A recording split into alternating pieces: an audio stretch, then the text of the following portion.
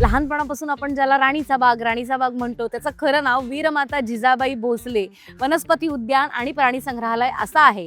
आणि आज माझा योग आला होता या संग्रहालयात भेट द्यायचा, या झूला भेट द्यायचा.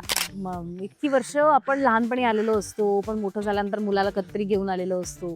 पण अशा पद्धतीने याची सफर मला घडली की ज्याच्यामध्ये अनेक झाडांची वेगळ्या पद्धतीने माहिती मिळाली, अनेक फुलांची वेगळ्या पद्धतीने माहिती मिळाली. ती का आहे, ती काय त्याचा उपयोग आहे, याची एक सायंटिफिक माहिती कळली. नाहीतर आपण येतो बराबर प्राणी कुठे असतात ते बघतो, थोडा वेळ त्या प्राण्यांची ॲक्टिव्हिटी, म्हणजे आपण आलोय म्हणून त्या प्राण्यांनी यावं अशी आपली इच्छा असते.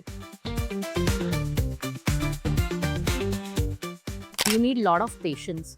कारण मी आता एक ॲनिमल कम्युनिकेटर आहे, त्यामुळे मला त्यांच्याशी बोलताना कधी कधी ॲनिमल्स म्हणतात की आम्हाला नाही बोलायचं तिच्याशी, आणि अशा पद्धतीने त्यांच्या पेशन्सनी आपण थोडं पेशंटली हँडल करून त्यांच्यासाठी आपण इथे आलेलो आहोत. त्यामुळे त्यांना पाहायला आपण थांबलंच पाहिजे, हे प्रत्येकाने लक्षात घेतलं पाहिजे. पण आज या निमित्ताने इतकं सुंदर वनउद्यान मला पाहायला मिळालं, प्राणी संग्रहालय पाहायला मिळालं. तर जरूर या आणि इकडे भेट द्या, कारण मला फार मजा आली.